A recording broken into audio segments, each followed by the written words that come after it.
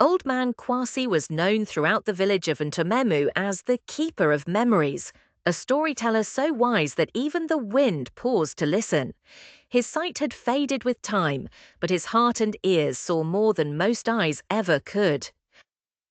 Every evening, he sat on his low wooden stool by the door of his mud hut, a woven mat before him, and a gentle smile on his face. Children loved gathering around to hear his tales of kings, tricksters, and spirits of the forest. But the one who spent the most time with him was his lively grandnephew, Kofi, a bright boy with curious eyes and mischievous hands. One dry afternoon, when the air smelled of dust and roasted nuts, Kwasi called out, "Kofi, my boy, bring that bowl of groundnuts and peel them for me, will you?" "Yes, grandfather," Kofi replied, cheerfully setting to work. He poured the roasted nuts into a calabash bowl, the shells crackling softly like firewood. The sound comforted the old man, who leaned back with a sigh, listening.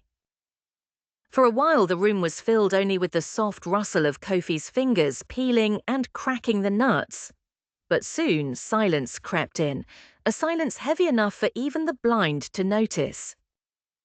Kwasi tilted his head. "Kofi, my boy," he said slowly, "you have gone quiet." Kofi froze. His hand hovered near his mouth where a single plump groundnut sat, half chewed. He swallowed quickly and replied, "Just peeling, grandfather." But Old Man Kwasi's lips curved into a knowing smile. "Ah," he said, "the husks tell no tales, but the hands of a boy can be tricky." Kofi's heart thumped. He hoped the old man wouldn't notice the missing nuts. Then Kwasi's deep, calm voice filled the hut. "When a person peels groundnuts for the blind, they must keep whistling. It is the music of an honest heart." Kofi's hands froze. The words hit him like a pebble in the chest. It was a saying he'd heard before, but never had it sounded so true. He looked at the old man, those clouded eyes that somehow saw right through him, and he felt a sting of shame. Slowly, he placed the half-eaten nut back in the bowl and began to whistle. At first it was a shy, uncertain tune. His lips trembled, and the whistle wavered like a scared bird.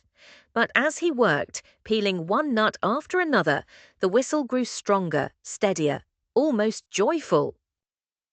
Kwasi began to hum softly along, his deep voice weaving through Kofi's whistle like a warm breeze through dry grass. The small hut was filled with a peaceful music, the music of trust being rebuilt.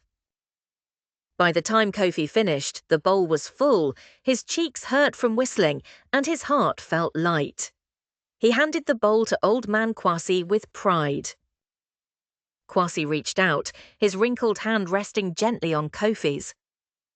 "Thank you, my boy," he said with a smile. "That was the finest music I have heard all day." Kofi grinned, not because of the praise, but because he had learned something precious. That day, he understood that the proverb wasn't only about groundnuts. It was about integrity, doing the right thing even when no one is watching. And from then on, whenever Kofi worked, whether he was fetching water, tending goats, or helping at the market, a quiet whistle always followed him. It was his way of reminding the world and himself that honesty has its own melody. Moral of the story: when you act with honesty and integrity, even unseen, your heart makes music that others can feel. Please like, share, and subscribe to my channel. Bye.